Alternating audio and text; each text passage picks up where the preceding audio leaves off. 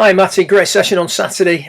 Just a quick recap on the key points that we covered initially regarding your wedge play.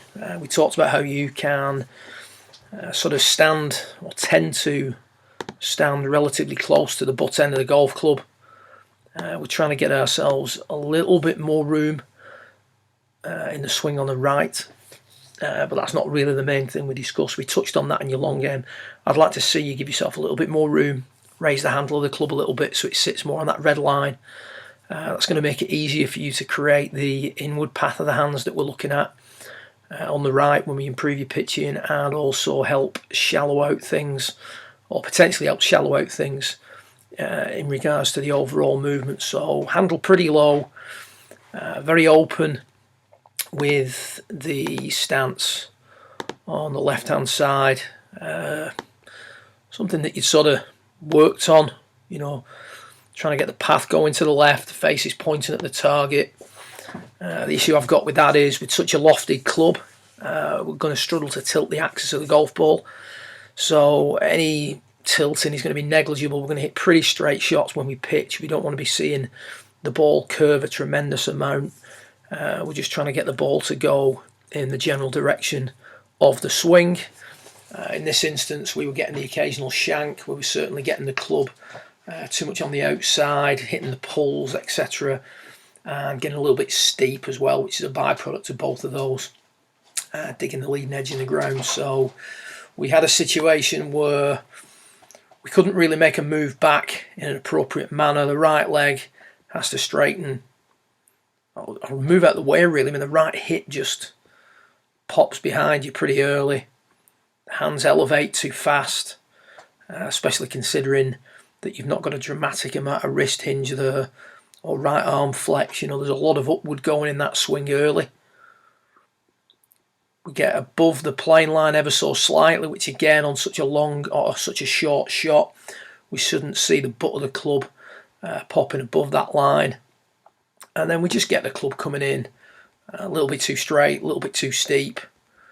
And again, you can see there we're compromising the arc. Club's tumbling out in front of us.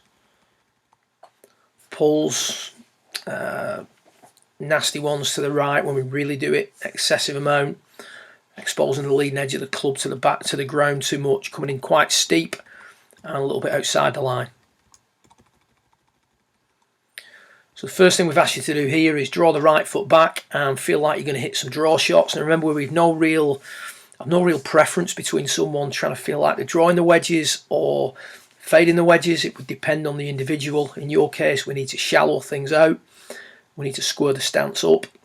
So the idea of hitting a little draw is suiting you down to the ground. I won't go overboard with it, but it's just food for thought when you're practicing. So square a stance. Hands can trace the arc in a more appropriate manner.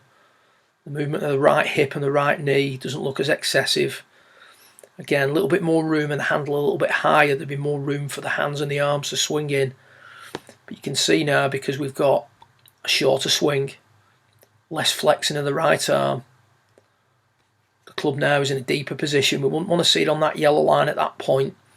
As the swing gets longer, the butt of the club will start to move up onto this yellow line. I'm fine with that.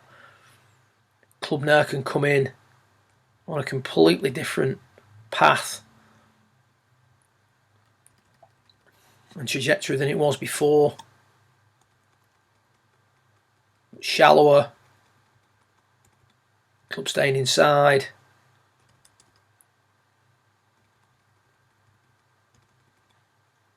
Just going to get these back to impact. So we can have a look at the difference in the angle of attack. See how much steeper the club on the left is coming in.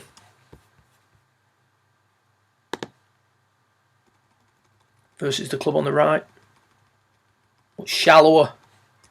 Much less flexion going in. One on the left's just too steep. Too much pull going in there, if you will. Too much leading edge being exposed. Too much loft being taken off the golf club. And we talked about, once you've squared the stance up, think in terms of hitting a little draw rather than a pull or a fade. For now, Then another good way of creating a little bit more of an appropriate move through the ball is to take a little bit less loft, rather than taking more loft and trying to de-loft it, moving the ball back all the time.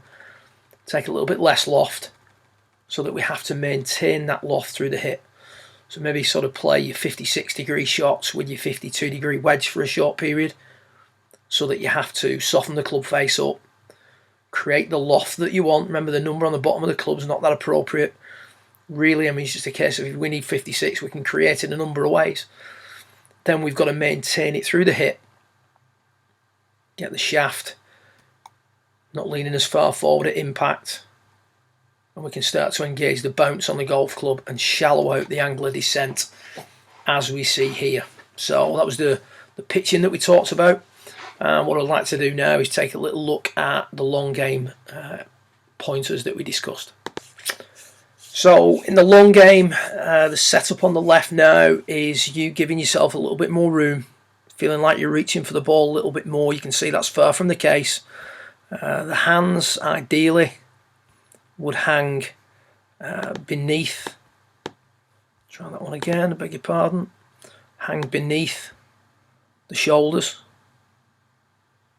So you can see there, you could still go out a little bit more, create a little bit more of a gap. It would certainly add to the inward during your golf swing. But having said that, that setup is much more appropriate. We talked about the movement for the top. I'm pretty happy with that. There's a little bit of movement back into the right heel as you try and give yourself some room. You can see the butt moves back a little bit, the head moves back a little bit, but overall, pretty acceptable position at the top. A lot of good stuff going on there. The issue that we have here, as per the images that I sent you across, is that rather than going back into the ground before we extend, we start to extend too quick. The extension is not the issue, it's the lack of regaining flexion. So we've got to go into the ground before we come out of it. You can see the hips tucking under. The right shoulder never gets back into the position it was at address. We don't get chest onto the golf ball early enough. And this can lead to a number of things. It can lead to a big push. It can lead to a heel strike. It could lead to a quick hook. It would depend really on the player and his reaction to the move that he's making in transition. So you can see that the hips level up really quick. The right heel lifts too fast. And again, this is all on the images that I sent across of Charlie versus yourself yesterday. Move through the ball, tremendous amount of athleticism. Pause it as the club exits. It's brilliant, it looks great. Wouldn't suggest that anything untoward has happened beforehand. But that's the beauty of being a good athlete. At the end of the day, you can sort of get away and make things work. We just want things to work in a more efficient manner. So we've got the hips tucking under too fast, not getting into the ground enough. The drill that I've given you over here on the right is to initially just to get a feel. Set up with your butt touching a wall. And the key advice here was to keep some part of you touching that wall, or some part of your behind touching that wall throughout the downswing. And now when we do this, you can see that the right shoulder works down and around in a more appropriate manner. The hips get back into their forward tilt. So we're now into the ground. Yeah, there's a little bit of stuff there that, in the real world, your arms wouldn't get pulled out as much, the wrists would load differently. You'd have a club in your hand and you'd be trying to hit a golf ball. But you've gone into the ground at P6. Your spine is back into its original angle. The hips would be at P6 starting to extend, but in this drill, because it's a passive drill, we've returned to our address flex. So P5, from P4 to P5, knees and hips return to their address flex. P5.5, and then from P5.5 onwards, the lower body would start to extend. 5.5 to 6, the torso is going back into forward flexion, and from there you can extend till your heart's content. So that's just a drill to give you a feel of what to do, sequence of moves, getting back into flexion, with the upper and lower body from 4 to 5.5 to 6. In regards to developing this with a golf club and a golf ball at speed, we got the ball way forward, hitting pulls in the grid. We can use the idea of stopping really quick.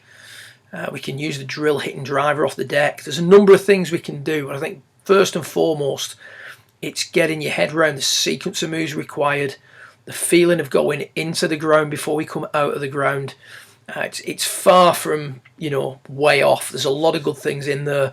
We just need to tidy up the sequencing of it. If you can progress as much this winter as you have last winter, then the handicap's going to continue to tumble down. That subpar round that you're craving is going to be a realistic achievement sooner rather than later. So keep up the good work, tidy up the wedge play, and keep working on that transition between now and when we get together next. Well done.